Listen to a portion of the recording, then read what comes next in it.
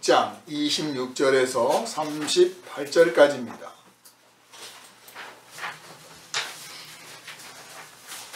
여섯째 달에 천사 가브리엘이 하나님의 보내심을 받아 갈릴리 나사렛이란 동네에 가서 다윗의 자손 요셉이라 하는 사람과 약혼한 처녀에게 이르니 그 처녀의 이름은 마리아라. 그에게 들어가 이르되 은혜를 받은 자여 평안할지어다. 주께서 너와 함께 하시도다 하니 처녀가 그 말을 듣고 놀라 이런 인사가 어찌함인가 생각하매 천사가 이르되 마리아여 무서워하지 말라. 네가 하나님께 은혜를 입었느니라. 보라 네가 잉태하여 아들을 낳으리니 그 이름을 예수라 하라. 그가 큰 자가 되고 지극히 높으신 이의 아들이라 일컬어질 것이요 주 하나님께서 그 조상 다윗의 왕위를 그에게 주시리니 영원히 야곱의 집을 왕으로 다스리실 것이며 그 나라가 무궁하리라. 마리아가 천사에게 이르되 말하되 나는 남자를 알지 못하니 어찌 이 일이 있으리까? 천사가 대답하여 이르되 성령이 내게 임하시고 지극히 높으신 이의 능력이 너를 덮으시리니 이러므로 나실 바 거룩한 이는 하나님의 아들이라 일컬어지리라. 보라 내 친족 엘리사벳도 늙어서 아들을 배었느니라. 본래 임신하지 못한다고 알려진 이가 이미 6달이나 되었나니 대저 하나님의 모든 말씀은 능하지 못하심이 없느니라. 마리아가 이르되 주의 여종이오니 말씀대로 내게 이루어지이다 하매 천사가 떠나가니라. 아멘. 할렐루야. 아멘. 이 시간은 수태고지라는 제목으로 함께 은혜를 나눕니다. 기도합니다. 하나님의 아들로서 낮고 천한 이 땅에 인간의 몸을 입으시고 오신 주님, 그 큰 사랑과 그 은혜와 그 거룩하신 뜻을 어떤 이가 먼저 알며 어떤 이가 깨달을 수가 있겠습니까? 오직 성령께서 이 모든 것을 깨닫게 하시고 우리가 하나님을 찬양하며 영광을 돌리게 하시고 우리 주 예수 그리스도를 믿어 순종하게 하시며 이제 성령을 따라 날마다 예수 그리스도의 이름을 선포하며 살게 하셨사오니 감사를 드립니다. 오늘은 수태고지라는 제목으로 이 땅에 오신 예수님을 생각하며 예수님을 영접했던 그 시절을 생각하며 이 땅에 하나님의 아들이 오실 수밖에 없었던 그 험악한 세상을 생각하며 우리를 향하신 하나님의 그 사랑을 깨닫고 감사하며 찬송하기를 원합니다. 오직 성령의 감동을 받게 하시고 하나님의 인도하심을 따라 우리를 위하여 오신 주님을 환영하며 찬송케 하여 주시옵소서. 우리를 원하신 예수 그리스도 이름으로 간절히 기도하옵나이다. 아멘. 할렐루야. 아멘. 우리가 복음을 전한다. 예수 그리스도를 믿어라. 예수 그리스도를 믿으면 구원을 받습니다. 예수 믿고 천당 갑시다. 예수 안에 하나님의 평화가 있습니다. 예수만 믿으면 세상이 편안해집니다. 어떤 표현을 하든 간에 우리가 그 예수를 믿으라는 말을 하는데 그 예수를 믿으라고 말하는 이 우리의 그 전언이랄까요? 선포라고 할까요? 또는 훈계라고 할까요? 교훈이라고 할까요? 권면이라고 할까요? 흔히 말하는 우리의 이 전도는 어떤 사람이 창안해낸 어떤 학문적 교리에 의해서 탄생한 것도 아니고 신학적 논리에 의해서 탄생한 것도 아니고 어떤 철학가나 명상가가 깊이 생각해 보니 이것이 맞다 하고 깨달아서 나온 게 아니고 초대교회 사도들을 이하 초대교회 그 성도들이 직접 경험한 사실을 전하는 거예요. 사실이라고 하는 것은 말 그대로 이 역사의 현장에 실제로 있었던 일이죠. 그러므로 복음을 전한다고 하는 것은 사실을 전하는 것이기 때문에 믿느냐 안 믿느냐가 어떤 교리를 받아들이느냐 안 받아들이느냐가 아니고 그 사실을 인정하느냐 인정하지 않느냐인 것입니다. 그 사실을 인정한다고 하는 것은 그 사실이 있다고 하는 사실을 받아들인다는 것이 되는데, 그 인정하지 않는다고 해서 그 사실이 없어지는 것도 아니고 무효가 되는 것도 아니고 소멸되는 게 아닙니다. 인정하지 않는 그 사람만 어리석은 것이요, 인정하지 않는 그 사람만 그 사실에서 나오는 그 결과를 자기 것으로 받아들이지 못하고 누리지 못하는 거예요. 그래서 여러분 예수 믿으라고 할 때 어떻게 설득할까, 어떻게 말해야 이 사람이 알아들을까, 이런 거 고민하지 말고 여러분이 경험한 사실을 말하면 됩니다. 여러분의 사실을 말하면 그 사실을 그 사람이 받아들이면 그 사실을 공유하는 것이고, 그리고 그 사실의 공유로 말미암아 그 결과도 같이 나중에는 얻게 되는 것이고, 그 사실을 받아들이지 않으면 그냥 그 사실은 나한테만 여전히 있게 되는 거예요. 그 사람은 그걸 누리지 못하는 거예요. 복음에서 흔히 4개의 기둥이 있다, 또는 4개의 기초가 있다고 말합니다. 그 4개의 기둥의 첫 번째가 동정녀 탄생입니다. 예수가 동정녀에게서 탄생했다. 두 번째가 십자가에 못 박혀 죽으셨다. 세 번째가 죽은 자 가운데 사흘 만에 부활하셨다. 네 번째가 주님의 날에 주님께서 다시 오실 것이다. 이 4개의 기둥이 복음을 받들고 있는 거예요. 이 기둥 중에 하나만 무너져도 집이 기울어지겠죠. 그런데 이 모든 4개가 추상한 것도 아니고 꾸며낸 것도 아니고 무슨 깨달은 게 아니고 그냥 사실 그대로를 말한 거예요. 첫 번째도 경험한 사실이요, 두 번째도 역사적 경험이요, 세 번째도 역사적 경험이요, 마지막에 다시 오시리라는 것도 예수님이 말씀하셨기 때문에 우리가 믿는 거예요. 왜냐? 예수님 탄생과 십자가에 못 박히심과 부활이 사실이었듯이 그 사실 현장 속에 있는 틀림없는 그분이 약속의 말씀을 하셨으므로 이제 이것도 이루어지리라는 거예요. 그리고 성경의 모든 약속들이 그동안에 다 이루어졌기 때문에 이것 또한 이루어져서 변함없는 사실로 드러나게 될 것이다. 그래서 이제 아직 실현은 안 됐지만 장차 실현되리라고 믿는 이 4번째가 있는 것이죠.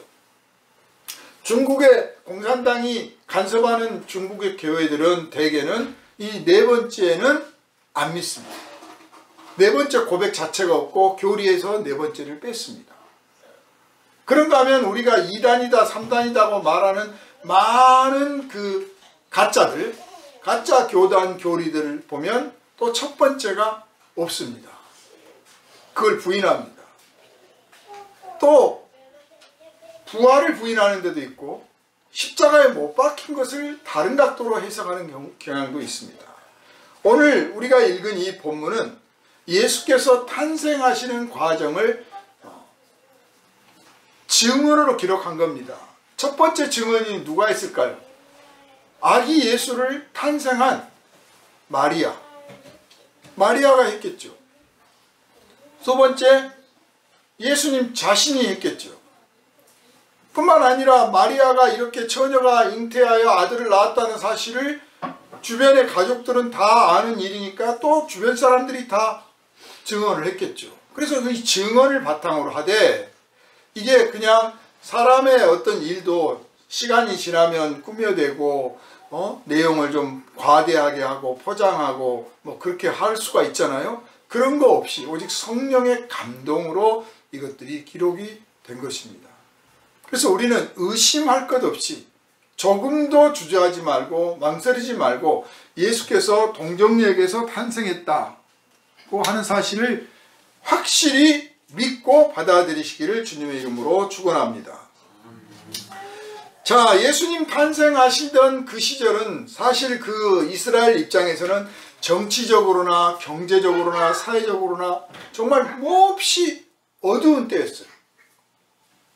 그래서 그리스도가 이 땅에 오셨으면, 우리를 구원하실 분이 오셨으면, 하나님께서 우리를 구원하실 그리스도를 보내주셨으면 하고 다 기다리고 있었던 그때예요.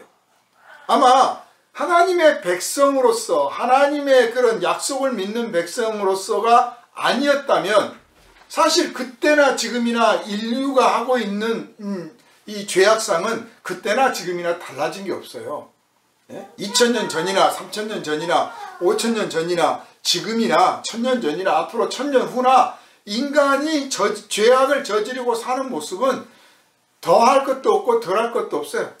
그냥 죄악 덩어리죠. 죄악 세상입니다. 그런데 이 이스라엘 유대인들은 하나님의 약속을 받은 백성이라고 하는 특별한 입장이었기 때문에 하나님께서 우리에게 구세주를 보내주시기를 하고 간구하고 소망을 품고 언제 오시려나 하고 기대하고 있었다는 것입니다. 그게 뭐 이 세상이 악하고 죄악이 너무 많으니 그리스도께서 오셔야 된다 이런 입장이 아니고 그냥 단순하게 자기들 유대인이 너무 힘드니까 자기들이 너무 삶이 팍팍하니까 하나님께서 구세주를 보내주셨으면 좋겠다 이런 생각들을 알게 모르게 다 하고 있었던 거예요. 그래서 그리스도라는 이름이 기름 부음을 받은 자, 히브리어는 메시아라고 합니다. 같은 뜻이에요. 기름을 부음 받은 자. 그럼 기름을 부음 받은 사람이란 어떤 사람이냐? 왕이 취임할 때 기름 부음을 받습니다. 제사장이 취임을 할 때 기름 부음을 받습니다. 대제사장이 취임할 때 역시 기름 부음을 받습니다. 그러니까 기름 부음을 받았다고 하는 것은 하나님의 말씀을 전하고 하나님 앞에 제물을 바쳐 속죄의 제사를 드리며 하나님께서 세우신 왕이다 그런 의미를 갖고 있는 거죠. 그런데 예수님이 하셨던 일들의 결과가 바로 이스라엘을 구원하실 왕이며 하나님 앞에 속죄의 제사를 드린 인물이며 하나님의 말씀을 전했던 사람이다 라고 하는 측면에서 그분을 그리스도라고 부르게 된 것입니다. 이름은 아니죠. 예수가 이름이에요. 아무튼 나중에 이제 그분을 그리스도로, 그분을 메시아라고 부르게 되었는데 예수님께서 십자가에 못 박히시기 전에 이미 예수는 그리스도다, 예수는 메시아다 이런 말들을 제자들이 했습니다. 그렇지만 십자가에 못 박히신 다음에는 후회를 했고 실패한 게 아닌가 이렇게 생각을 했다가 부활하시고 나서야 확실히 그분은 그리스도요 메시아다 이렇게 고백하게 됐고 이제 변함없는 믿음을 갖게 된 거예요. 그때부터서 믿음의 대상이 된 거예요. 그 이전에는 하나님만 믿음의 대상이었는데 하나님의 아들로서 인정을 하게 된 거예요. 왜냐? 사람 가운데 죽었다가 살아난 사람이 없을 뿐만 아니라 서로 잠깐 소생을 했다가도 다시 죽는데 예수님은 부활하셔서 승천을 하셨고 이미 당신이 우연한 기회가 아니라 죽은 자 가운데서 사흘 만에 살아나리라고 말씀을 하셨던 터라 하나님께서 그의 말을 인정해 주셨으니 그가 곧 하나님 편이요 하나님이 그의 편이며 그분이 하는 모든 일은 하나님을 대신해서 한 일이다 하고 인정을 하게 된 것입니다.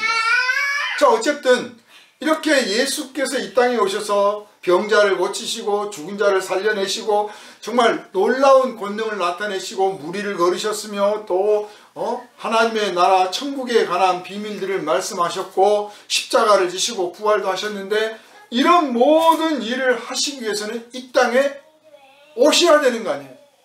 그런데 어떻게 오시느냐? 그게 여기에 기록된 거죠. 그 절망의 땅, 희망이 없는 이 땅에 조용히 아무도 주목하지 않는 곳에 생각지도 않는 곳에 하나님께서 천사를 보내셨습니다. 보통 뭐 결과론적으로 그렇지만 위대한 사람은 태어날 때부터 뭐 위대하다 뭐 영웅이다, 영웅 설화라든지 신화라든지 이런 걸 보면 영웅이나 위인이 탄생할 때는 무슨 뭐 특별한 징조가 있거나 특별한 가문에서 태어나거나 막 그러잖아요. 그래서 이것도 이 대목도 종교학적으로 또 신화학적으로 원래 예수가 뭐 별거 아니었는데 이렇게 꾸며낸 거다, 이렇게 주장하는 사람들이 있습니다. 뭐 그렇게 생각하는 건 그 사람들 자유죠.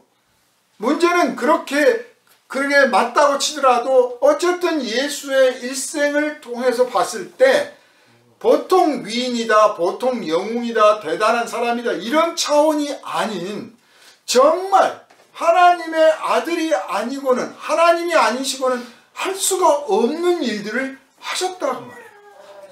그렇기 때문에 탄생의 뭐 신비스러운 설화니 신화니 무슨 뭐 전설이니 이걸 떠나서 그 예수의 일생이 바로 하나님의 아들이라고 하는 것을 인정하고 있기 때문에 그 탄생 또한 의심할 여지 없이 사실이고 부인할 수 없는 확실한 하나님의 은혜다라고 하는 것을 초대교회 사도들과 성도들이 믿었기 때문에 이것을 기록해서 후대에 남긴 것입니다.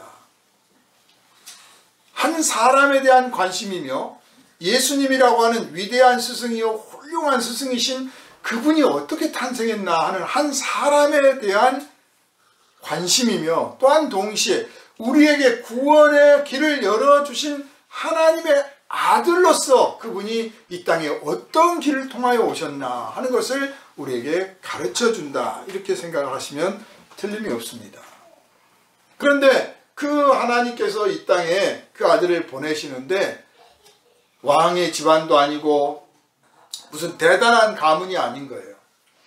이 누가복음에 나오지만 나중에 이분이 바로 하나님의 어린 양이다 라고 증언을 했던 그 세례자 요한 같은 경우는 제사장 집안에서 탄생을 했어요.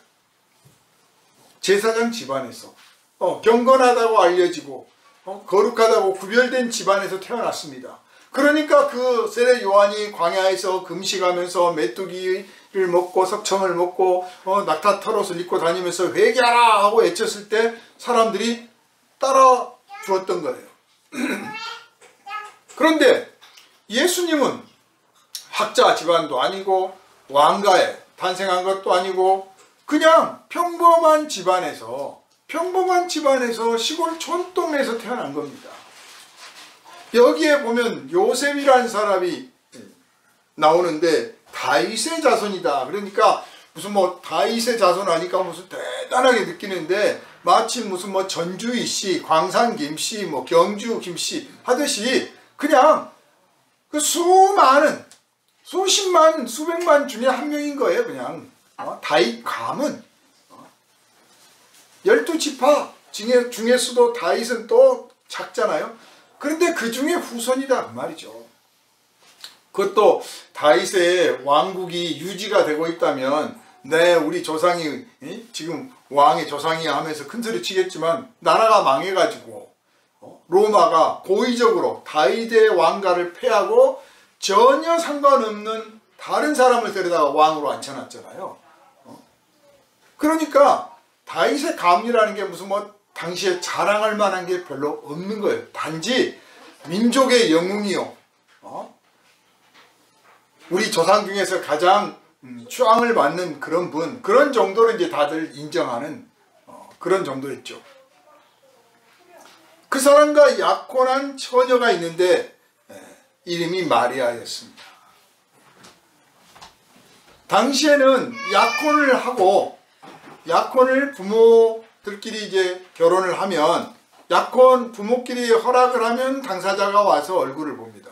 얼굴을 보고 돌아가서 이제 선물을 주고받고 합니다. 그리고 그 선물을 주고받고 한 다음에 남자 쪽에서 자, 결혼식을 이렇게 날짜를 잡았으니 결혼합시다. 그러면 식을 올리는 거예요. 그런데 그 기간이 길면 1년, 빠르면 뭐 몇 달. 보통은 혼수를 준비해야 되니까 약혼한 다음부터 이제 집도 준비해야 되고 혼수도 준비해야 되고 막 이런 저런 거 준비하기 때문에 보통은 되게 한 1년 정도 걸려서 식을 올립니다. 집으로 데려가는 거죠. 그런데 아직 데려가지 않는 상태예요. 따로따로 떨어져 삽니다. 떨어져 지내는데 누구에게나 공식적으로 저 사람은 내 와이프다, 저 사람은 내 남편이다, 이렇게 말할 수 있고 또 그렇게 대접을 해줍니다. 아직 소위 합방을 안 했지만 그냥 부부인 거예요. 자, 이런 상태에 있는 마리아를 향해서 하나님께서 가브리엘 천사를 보냈습니다. 가브리엘은 하나님의 심부름꾼이라는 뜻이에요. 말씀을 전하는 종이에요. 천사 중에서도 천사들이 다 능력을 갖고 있는데 가브리엘이 능력이 없는 게 아니고 하나님 곁에서 가장 가까이 모시면서 말씀을 전하는 거예요. 그러면 이를테면 여봐라 들랍신다 그러면 들랍신다 하고 외치는 사람이 있잖아요. 그런 식으로 가장 측근 비서실장 역할을 하는 거죠. 그런 역할을 합니다. 그러니까 천사 중에서도 서열이 제일 높고 능력도 가장 많고 권위도 가장 있죠. 그런데 그 천사를 보냈습니다. 그냥 천사가 천사들을 시키는 일을 가브리엘이 하는 건데 그걸 그렇게 하지 않고 천사들을 시키지 않고 직접 네가 갔다 와 그랬단 말이에요. 가브리엘을 직접 보낸 거예요. 그러니까 이 일이 중차대한 일이라는 사실을 안 거죠. 엄청나게 중요한 일이에요. 사실 결과를 보면 온 우주가 뒤바뀌는 일인 겁니다. 그래서 하나님의 명령에 따라서 가브리엘은 이 마리아를 찾아왔습니다. 하나님께서 이 땅의 평화를 위해서, 이 땅에 하나님의 사랑을 나타내고 전하기 위해서, 이 땅에 하나님의 정의를 세우기 위해서 들어 쓰시는 사람들은 학벌이나 성별이나 나이나 뭐 배웠느냐 안 배웠느냐 건강한가 안 건강한가 전혀 따지지 않습니다. 하나님의 능력을 주실 것이기 때문에 하나님께서 붙드실 것이고 하나님께서 인도하실 것이고 하나님께서 길을 여실 것이기 때문에 전혀 그걸 따지지 않아요. 다만 부름받은 사람이 좀 더 하나님의 그 뜻에 순종하고 더 많은 일을 하나님 앞에 해내 드리기 위해서 더 배우고 더 기도하고 더 노력하는 것이지 하나님이 그걸 보고 택하신 것은 아닙니다. 그러므로 여러분이 나는 뭐 못 배웠고 나는 여자이고 나는 아프고 나는 뭐 가진 것도 없고 나는 뭐 생각도 없고 어쩌고 저쩌고해서 나는 그래서 요거밖에 못해, 아니 하나님 일 나는 못해, 이런 생각을 한다면 오늘 본문을 읽으면서 아 그게 아니구나, 전혀 이름도 성도 모를 수밖에 없는 사실 당시의 여자들은 배운 게 없어요. 학교도 안 다녔습니다. 이 시골 촌뜨기 순박한 처녀 마리아라는 사람을 하나님께서 택하여 쓰시는구나. 얼마든지 나도 그럴 수 있고 사실은 하나님은 나를 그렇게 하시려고 하는데 내가 깨닫지 못하고 내가 순종하지 못하고 내가 나를 하나님께 내어드리지 못하고 있는 건 아닌가 하고 깊이 돌아보는 시간을 가져보시기를 부탁을 드립니다.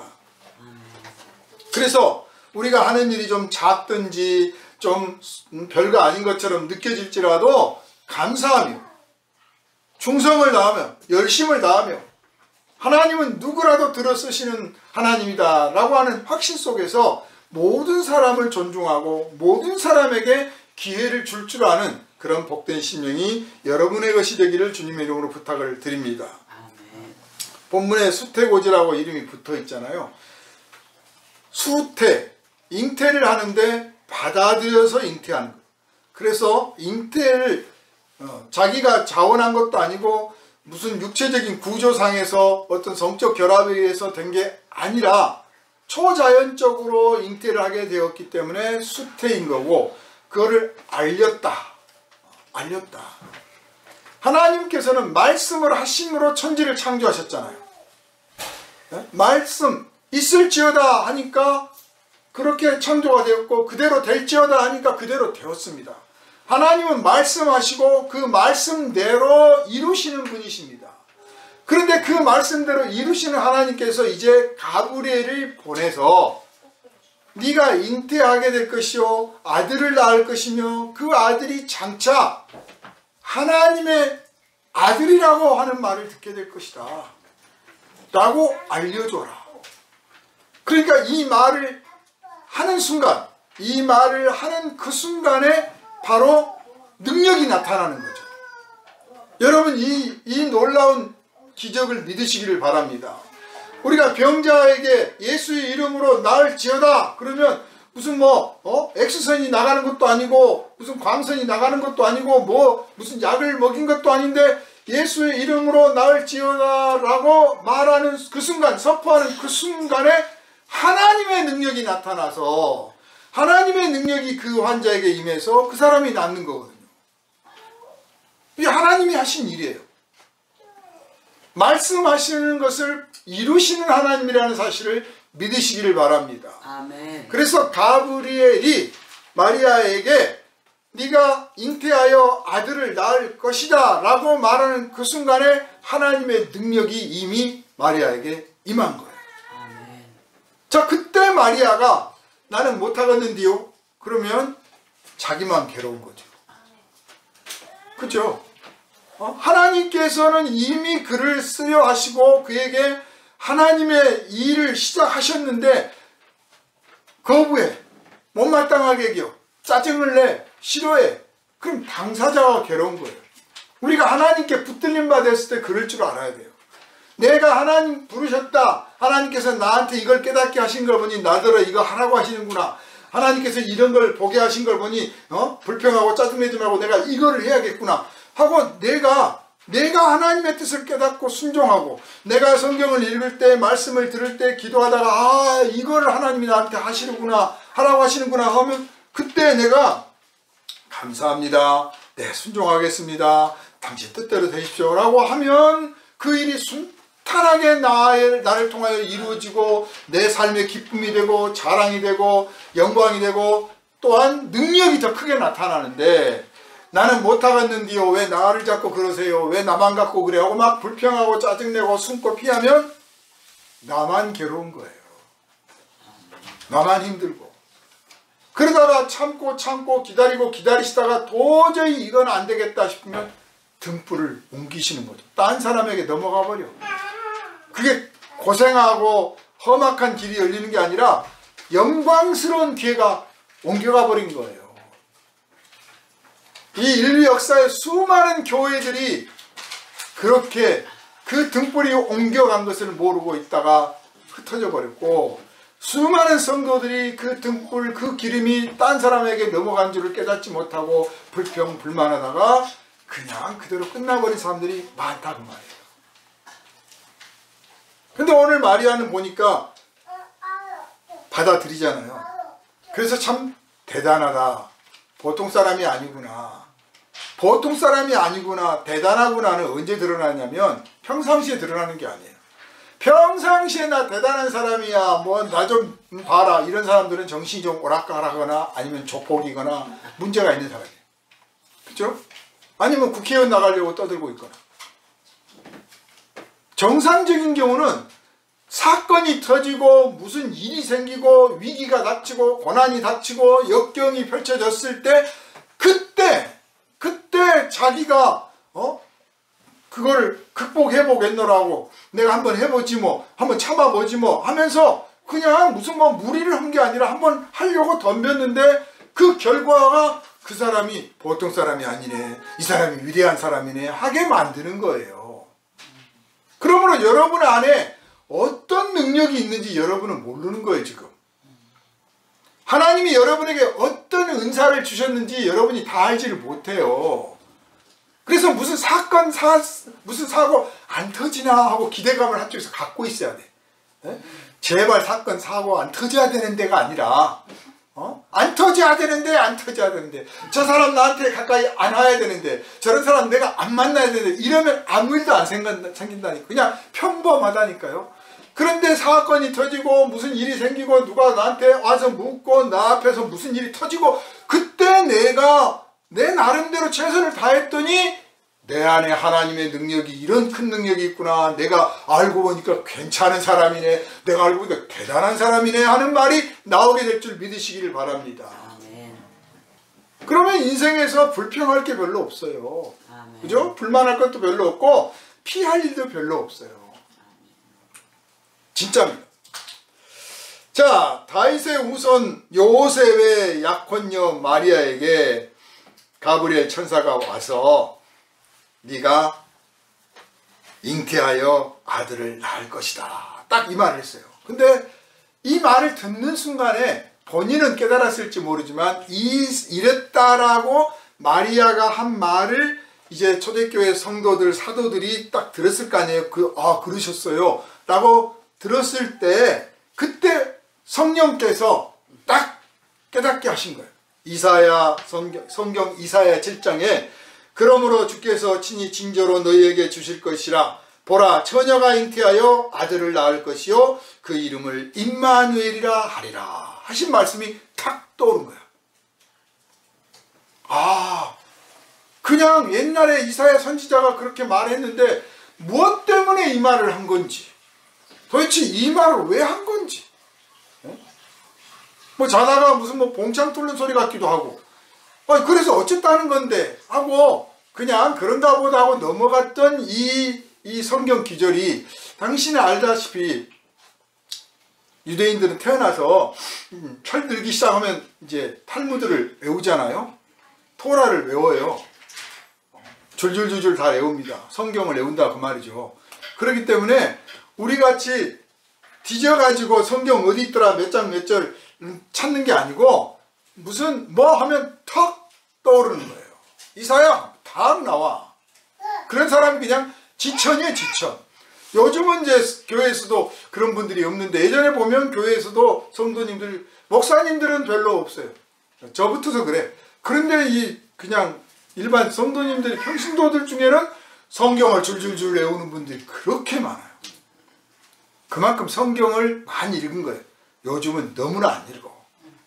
안 읽으니까 생각날 것도 없고, 안 읽어놓으니까 깨달을 것도 없는 거예요. 말씀이 생각났더라. 그 말씀을 이루려 하심이라. 이런 말씀이 생각이 안 나. 근데 마태복음 보면 그 말씀을 이루려 하심이라. 그 말씀이 이루어졌더라. 이런 표현을 쓰잖아요. 그게 뭐냐면 그 사건을 보니, 그 사실을 보니, 그 상황에 접해보니 성경에 애언됐던 말씀이 이 말씀이었구나 하고 깨달았다 그 말이에요. 다 성경 알았다 그 말이에요.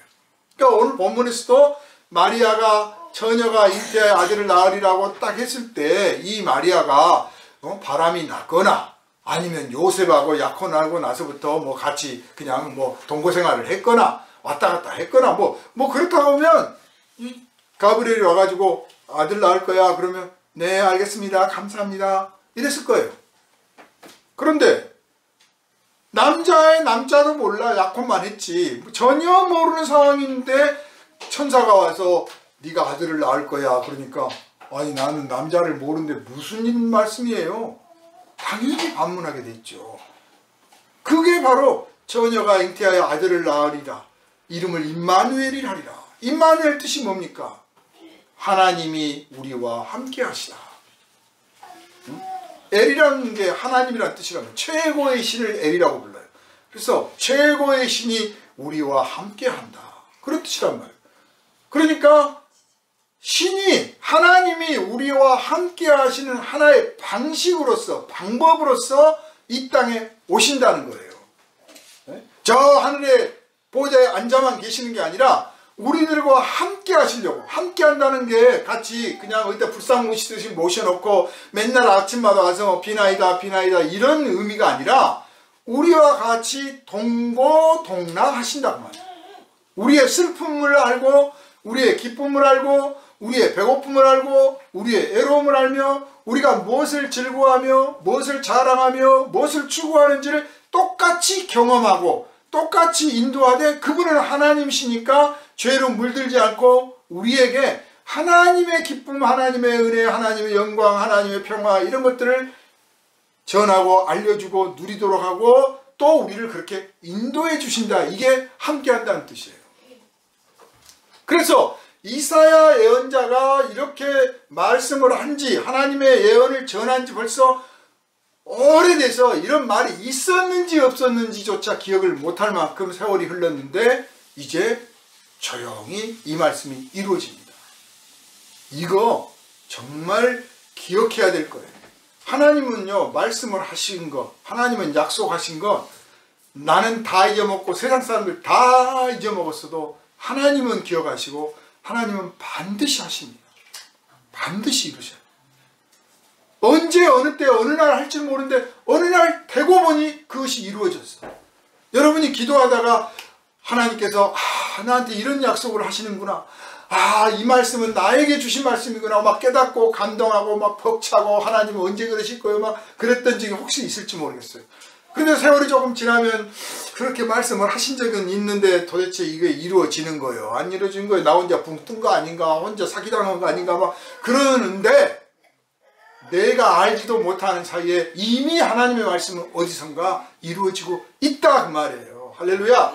이 의심 없는 믿음으로 하나님을 믿고 순종하시기를 주님의 이름으로 부탁을 드립니다. 자, 그런데 가브리엘이 놀랍게 말합니다.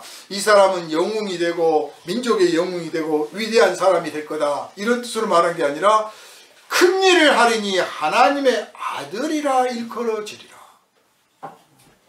마리아가 지금 엄격기를 듣고 있는데 아까 말했잖아요. 유대인들은 어려서부터 율법 아래서 율법을 외우고 배우고 잘한다고.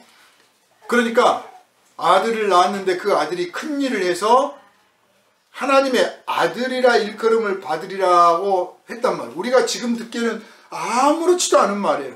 그러나 유대인 입장에서 그 말을 들으면요, 야, 이거 내가 신성모독죄로 죽는 거 아닌가? 내가 아들을 낳기는 낳는데 이 아들이 신성모독죄로 죽겠구나. 덜컥 겁이 나는 이야기예요. 민족의 영웅이 되리라, 다윗의 왕위를 물려받으리라, 뭐 그 정도면 나도 잘 나가겠네, 내가 왕의 어머니가 되겠네, 이럴 수 있는데 하나님의 아들이라 일컬음을 받으리라 이러면 내 아들이, 그래 아들 낳는다고 치자, 그 아들이 나중에 하나님의 아들이라고 이름을 듣는데, 근데 하나님의 아들이 사람 중에 있을 수가 있어요? 신성모독죄인 거예요. 그건 하나님 외에는 하나님의 아들이라고 못 써요. 유대인들은 하나님이라는 이름을 감히 못 써서 하나님의 아들이라고 썼습니다. 그런데 하나님의 아들이라고 일컬음을 받으리라고 하니까 사실은 내 아들이 결국은 신성모독을 하게 된다는 뜻인가? 그래서 죽는다는 건가? 뭐 별의별 의심, 염려, 걱정 막 고민들 쏟아질 수도 있어요. 그런데 마리아는 받아들입니다. 왜냐? 분명한 것은 자기가 사람과 어떤 남자를 알지 못해. 그런데 자기가 잉태를 그런다면 이거는 초자연적인 거잖아요. 질문을 했잖아요. 난 남자를 모르는데 어떻게 이런 일이 일어날 수 있습니까? 지극히 높으신 이의 능력이 너를 덮을 것이다. 하나님께서 나에게 임하시는 거구나. 그러니 하나님의 아들이라고 일컬음을 받는 것이 당연한 거죠. 예, 그러면 제가 뭐 여기다 대고 뭘 저항을 하겠습니까? 저는 일개 피조물이요, 아무것도 아닌 하찮은 여종이고, 더군다나 유대인 가운데서 누가 알아봐 주지도 않는데 저 같은 이 시골뜨기를 하나님의 아들이 오시는 통로로 쓰신다는데 제가 영광입니다, 순종하겠습니다 했더니 천사가 돌아갔다. 이게 이제 이 오늘 사건의 전모예요. 그리고 말로 끝난 게 아니라 실제로 마리아가 잉태하여서 아들을 낳습니다. 하늘에서 왔기 때문에 하나님의 아들이라고 하는 거죠. 자칭 하나님의 아들이 지금도 우리나라에 많아요. 자칭 하나님의 아들들이 많아요. 다른 나라에도 많고 아프리카에도 많고. 하늘에서 온 적도 없는데, 하늘에서 온 적이 없으면 하나님의 아들이 아니에요. 그런데 이 마리아가 말 그대로 그냥 우리가 똑같은 이웃집 소녀요, 이웃집 아줌마잖아요. 나중에 아이 낳고 나면. 그 평범한 여자가 하나님의 아들을 잉태해서 낳았습니다. 그래서 어떤 사람들은 어떻게 그럴 수가 있겠냐. 하나님의 아들인데, 하나님이 오시는데 어떻게 이 천박한 더러운 인간과 하나님을 비교할 수 없죠. 하나님 앞에 인간은 더럽죠. 그런 더러운, 더군다나 죄 가운데 태어나서 죄 가운데 살다가 죽는 이 인간에게서 태어날 수가 있느냐. 그럴 수 없다. 적어도 그 잉태한 그 자국만큼은 죄가 없어야 된다. 그래서 등장한 논리가 원죄 없으신 마리아, 이런 교리가 등장한 거예요. 원죄가 없어야 된다는 거지. 아니면 이 죄인이 잉태했으니 죄 가운데 잉태한 거니까 결국 예수님도 죄인 아니냐. 그러니까 예수님이 죄가 없으려면, 죄 없이 태어나려면 잉태한 마리아가 죄가 없어야 된다는 거예요. 아니 그럼 마리아는 또 누구한테 태어났는데? 아무튼 예수님이 죄 없으려면 마리아가 죄 없어야 된다. 그래서 나온 게 죄 없으신 마리아, 원죄 없으신 마리아. 이 무슨 순례가 있어요. 그래가지고 그걸 주장을 합니다. 그거는 하나님의 능력을 모르는 이야기예요. 여러분 마니교라고 들어보셨나요? 마니교. 유명한 그 하나님의 도성을 쓰고 삼위일체론을 확실하게 정립한 아우구스티누스, 우리가 흔히 부르는 그 어거스틴이 마니교 교도였어요. 마니교. 이 마니교가 그 이란에서 탄생을 했고, 지금은 전 세계에서 이제 흔적이 사라졌죠. 없어졌는데, 중세 때까지는 아주 대단했습니다. 특히 이제 유럽에서 번창을 하다가 아시아권으로 옮겨와서 중국에서는 명나라, 원나라 망하고 명나라 건국할 때 홍건적의 난이 일어나잖아요. 또 나중에 뭐 경견이 뭐 이런 것들이 다 마니교와 연관이 돼 있는 거예요. 그런데 이 마니교는 그 다른 지역에 있는 다른 종교나 다른 어떤 사상이 있으면 딱 흡수해서 변신을 해요. 그러니까 전 세계 다양한 마니교가 있는 거죠. 다양한 교리의 마니교가 있어요. 그러다가 결국 이제 다 소멸됐고, 그냥 이제 문헌들만 조금 나오는데, 그것도 문헌도 이제 거의 실종돼서 자료가 많지 않습니다. 그런데 남아있는 자료들을 보면 그 마니교 경전에도 예수님이 등장을 해요. 예수님은 하나님이 보내신 사도다. 코란에도 나오듯이 똑같아요. 그런데 예수님은 하나님의 보내신 하나님의 아들이신데 어떻게 마리아라는 이 천한 몸에서 탄생할 수 있겠느냐. 그러니까 그건 잘못이다. 원래 그렇게 탄생한 게 아니다. 그래가지고 기독교한테 도리어 너희들이 잘못 믿고 있는 거야 하고 막 꾸지람을 했어요. 그러니까 이제 교회에서 그 말을 듣고 보니까 또 그 말이 맞는 것 같네 하고 막 넘어간 사람들이 너무 많아. 그래서 안 되겠다. 이 마니교를 좀 척결하겠다. 그래서 콘스탄티누스 대제가 황제가 되던 그때 그 무렵에 마니교를 좀 없애주십시오 하고 황제한테 부탁을 해서, 마니교를 믿거나 경전을 갖고 있으면 사형에 처한다. 가지고 마니교를 싹쓸이를 합니다. 그래서 이제 유럽에서 쫓겨나서 점점 아시아권으로 오게 된 거죠. 점점 확산을 하게 된 거예요. 어쨌든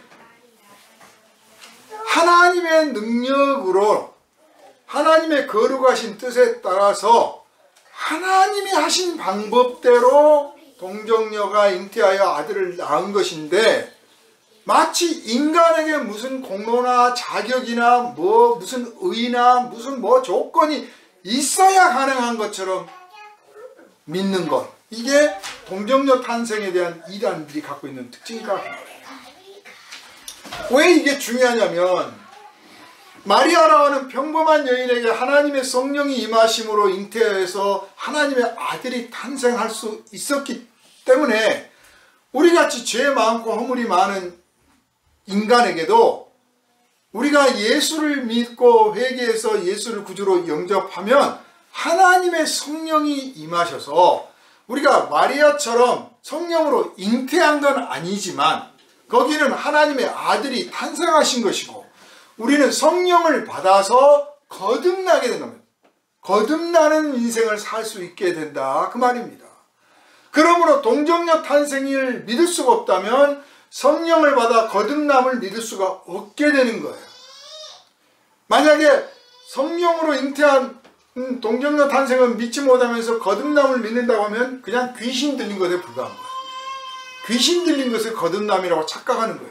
그게 아니고 성령을 우리가 받으면 내가 지금 성령을 받았는지 안 받았는지 구별을 못할 만큼 아주 자연스러워 나와 완전히 하나가 되어서 내 양심 아래서 하나님의 성령이 계시기 때문에 마치 그냥 내가 내 생각하고 내가 내 마음 품고 있는 것처럼 자연스럽게 느껴지는 거예요. 그렇듯이 예수 잉태할 때 마리아가 사람을 낳았는데 이 사람이 하나님의 아들이시기 때문에 사람이시면서 또한 동시에 하나님이신 거죠. 그래서 사람으로서 사람의 생각과 사람의 판단과 사람의 일을 추구하고 하나님이시기 때문에 하나님의 생각과 하나님의 판단과 하나님으로서의 일을 하는 이 두 개가 공존하고 있는 모습이 예수님인 거예요. 그러니까 우리는 감당도 못해. 우리는 하나님의 성령으로 거듭났으니까 감당하는 거지. 그나마 하나님의 뜻을 감당하는 거지. 우리가 성령으로 잉태한 게 아니기 때문에 우리는 하나님의 그걸 감당을 못해요. 그러나 예수님은 감당을 하셨어요. 그게 바로 죄 없으신 분이 십자가를 진 거죠. 하나님의 아들이시기 때문에 죄가 없는 거예요. 죄가 없기 때문에 하나님의 아들이 된 게 아니고. 그래서 큰 일을 하게 될 것이고 큰 일을 함으로써 하나님의 아들이다라고 일컬음을 받으리라 했는데 여기서 이 큰 일이라는 게 위대한, 우리가 가끔 듣잖아요. 무슬림들이 하나님은 위대하시다, 알라는 위대하시다 외치고 무슨 폭탄, 자살폭탄을 터뜨렸느니 어쨌느니 한다고 하잖아요. 그때 그 위대하다, 그레이트 하고 있지만 그 위대하다가 우리가 그냥 일반적으로 말하는 위대함이라는 의미가 아니고 숭고하다, 숭고하다, 신성하다 그런 뜻이란 말이에요. 그러니까 여기서도 큰 일을 하리니 라고 말씀했는데 무슨 영웅적인 일을 하고 나라를 구하고 그런 대단한 업적을 세운다는 의미가 아니라 숭고한 일을 할 것이다. 그 숭고함이 차원이 높아. 그래서 하나님의 아들이라고 일컬음을 받는단 말은 그냥 꾸며 대사가 아니라 인정을 받게 되는 거예요. 원래 그분이 하나님이셨구나라고 인정받게 될 것이다. 사실 예수님의 제자들, 사도들이 예수님이 하나님의 아들이시라는 걸 언제 인정을 합니까? 물론 변화산에서 예수님 변하신 모습을 보고 그리스도시요 하나님의 아들입니다라고 고백했지만 진짜 마음으로 인정하기는 예수님이 부활하시고 승천하신 다음에 인정을 했어요. 그분의 모든 일의 결과를 보니까 하나님이 아니시면 할 수가 없었구나. 하나님이셨구나. 우리가 몰라봤구나. 몰라봤었구나. 그 몰라보실 분을 지금 마리아가 잉태를 한 겁니다. 근데 만약에 마리아가 무슨 예언의 능력이나 있고 무슨 신비한 환상이나 볼 수 있었다면 당신의 아들이 십자가에 채찍을 맞고 못 박혀 죽고 제자들은 다 도망가고 썩 냄새 나는 그 시체 같이 무덤에 들어가고 그런 걸 만약 봤다면, 만약 알았다면 얼마나 마음이 괴로웠겠습니까? 마리아는 당신의 아들을 잉태해가지고 어떻게 된다는 사실도 모르는 사람이에요, 사실. 아기가 잉태해서 어떻게 태어난 줄도 모르는 사람인데 잉태를 하게 된 거고, 그리고 그 아기가 어떻게 될지 몰라. 그리고 사실은 일반 가정에서도 아기를 잉태하면 어떻게 될지, 왜 우리 어머니들 그런 말씀 많이 하셨거든요. 아기 낳으려고 방에 들어갈 때 그 툇마루에다가 버섯 딱 벗어놓으면서 고무신 벗어놓고 올라가면서 내가 이 신발을 다시 신을 수 있을지 모르겠다, 그런 말을 한다고들 하잖아요. 예전에 정말 출산하다가 많이 죽었어요. 그러니까 무슨 일이 생길지 몰라. 출산하다 죽을지, 잉태 중에 무슨 일이 생길지, 또 아이를 기르다가 어떤 일을 당할지, 뭐 정말 앞날 아무것도 모르는데 하나님이 하시겠다고 하니까 예, 그렇게 하겠습니다. 믿음이라고 하는 것은 뭘 알고 가는 게 아니에요. 우리는 알아야 믿는 버릇이 있어요. 이 버릇 버려야 돼. 알아야 믿는다고 하는 것은 동의하는 거예요. 동의. 우리의 믿음 수준이 그거밖에 안 돼. 모르고 믿어야 돼. 몰라도 믿어야 되고, 알 수 없어도 믿어야 돼. 사실 믿음의 조상이라고 하는 아브라함이 갈 바를 알지 못하고 하나님을 믿고 나섰잖아요. 모르고 믿는 거예요. 우리 앞날에 무슨 일이 생길지 몰라. 그런데 세상이 편해지고 안일해지고 교회가 핍박을 받는 일도 없고 하는 일마다 막 성공하고 뭐 이렇게 잘 나가다 보니까 앞날을 못 보면 안 믿으려고 그래. 믿음들이 좋아진 게 아니야. 무슨 뭐 애언자가 있어, 애언인사가 있어 막 쫓아다니면서 나 어떻게 될 것 같아 막 물어보러 다녀. 그게 인생에 대한 불안이 있다는 거잖아요. 믿음이 좋은 사람들은 안 물어봐요. 물어볼 필요가 없어. 그냥 하나님 뜻대로 하시겠지. 뭐 내가 다르면 뭘 얼마나 다르겠어. 하나님은요, 평범한 사람 들여다가 특별한 사람 만들고, 이 마리아처럼 특별한 사람 데려다가 평범하게 만드신 분이 하나님이세요. 세상에서 잘 나가고 나 대단한 사람이야 했지만 딱 예수 안에 들어오니까 나는 아무것도 아니에요, 나는 별거 아닙니다 하고 평범하게 만들고, 나는 아무것도 아니었습니다. 그런데 주님이 나에게 지혜를 주시고 지식 주시고 능력 주셔서 내가 이런 일을 감당하게 됐습니다 하고 큰 일도 할 수 있는 거예요. 믿으시기를 바랍니다. 그러려면 앞날을 알아야 믿는 게 아니라 몰라도 믿는다가 돼야 되고, 알려주시면 그대로 받아들인다. 내 현재 사실을 바꿀 수 없고 과거를 바꿀 수 없듯이 하나님이 나에게 알려주신 미래 사실도 안 바뀐다.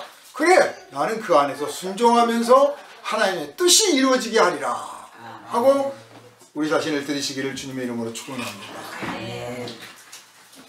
참 마리아는 인간적으로만 본다면 사실 그 마리아 생전에 정말 비극을 겪었잖아요. 아들이 그렇게 비참하게 십자가에 못 박혀 죽는 것까지 봤지 않습니까? 참 감당하기 어려웠을 거예요. 그러니까 그걸 보여줬다면 아마 마리아가 많이 고민했을 거예요. 아니면 이 승낙하는 과정에서도 꼭 그래야 되겠어요? 우리 꼭 그러잖아요. 하나님 꼭 그러셔야 되겠어요? 그래서 몇 번이나 물러 타협하려고 하고 계산기 두드려가면서 하나님 뭐 꼭 이래야 됩니까? 아브라함도 한번 그런 적 있잖아요. 뭐 꼭 그래야 되겠습니까? 그런데 하나님은 절대 우리를 손해나게 하시는 분이 아니에요.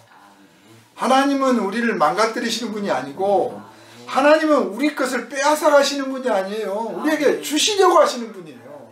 그러니 앞날에 무슨 고난과 역경이 혹시 보일지라도 감사합니다 하고 받아들이시기를 주님의 이름으로 축원합니다. 근데 하나님이 그냥 어느 날 갑자기 딱 마리아에게 잉태를 하게 하고 꿈에 쫙 나타나서 야, 너 잉태했는데 잘 나서 잘 길러라 이렇게 하신다고 해서 잘못한 건 아니잖아요. 그런데 하나님께서 가브리엘을 보내서 고지를 하고 또 거기에 대해서 반문을 하니까 설명도 해주고, 그리고 나서 마리아가 네 그렇게 하겠습니다 하니까 그래 하고 떠났다. 하나님은 우리에게 일을 맡기실 때 우리가 거역하고 거부하고 싫어요 하면 안 맡기셔요.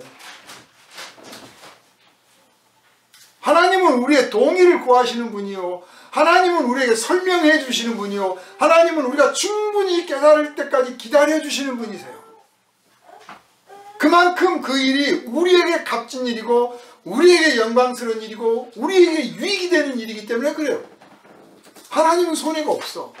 그러므로 여러분이 누구에게 봉사를 하거나 구제를 하거나 전도를 하거나 뭐 해서 이웃에게 나갈 때 그가 거부하고 받아들이기 싫어하고 피하고 막 그러면요, 짜증내고 성낼 거 없어요.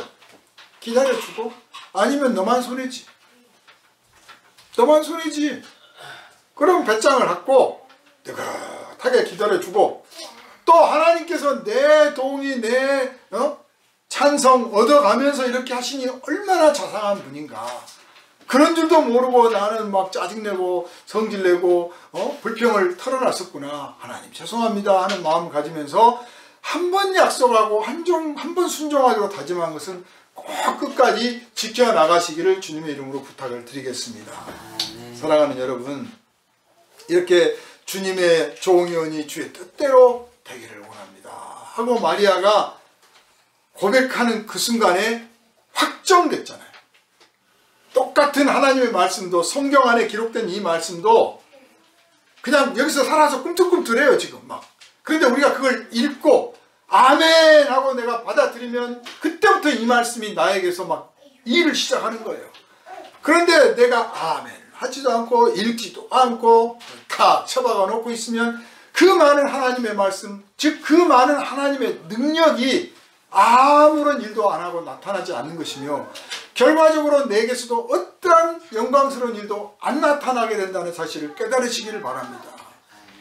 이제 예수께서 탄생하셨다는 성탄절을 이제 한 달 조금 못되게 앞두고 이 땅에 오신 예수님 우리가 축하하자, 파티 열자 하는 그런 즐거운 마음이 드는데, 그 즐거움을 우리 이웃들에게도, 예수 안 믿는 사람들과도 같이 나눠야 하지 않겠습니까? 저들이 좀 불손하고 불경건하고 죄를 짓고 나를 좀 핍박하고 욕하고 뭐 그럴지라도 내가 좋은 천사가 되어서 가브리엘은 못 되지만 사람은 된다 하면서 가서 따뜻한 음식도 나눠 먹고 따뜻한 말도 건네고 사랑해 표현도 하고 예수 그리스도를 증거하고 해서 같이 의미 있는 성탄절을 만들어 가시기를 주님의 이름으로 축원합니다. 기도합니다. 걸어가신 주님, 우리 같은 죄인에게 하나님께서 구원의 길을 열어주시겠어 독생자를 보내주셨습니다. 이 놀라운 사건이 우리가 믿는 복음의 기초가 되는 줄 확실히 고백합니다. 예수님이 오신 것은 확실한 사실이요, 마리아가 처녀였다는 사실도 확실한 사실이오니 아버지 하나님, 하나님의 말씀이 이루어짐으로 이 모든 것들이 이루어졌습니다. 그러므로 이제 이 말씀을 이루었다는 사실을 선포하고 우리를 통해서 또 이 말씀이 이루어질 것을 확실히 믿고 나아가 사랑과 봉사의 삶을 살게 조금 더 부족함이 없는 성도가 되게 하여 주시옵소서. 우리를 권하신 예수님 이름으로 간절히 기도하옵나이다. 아멘.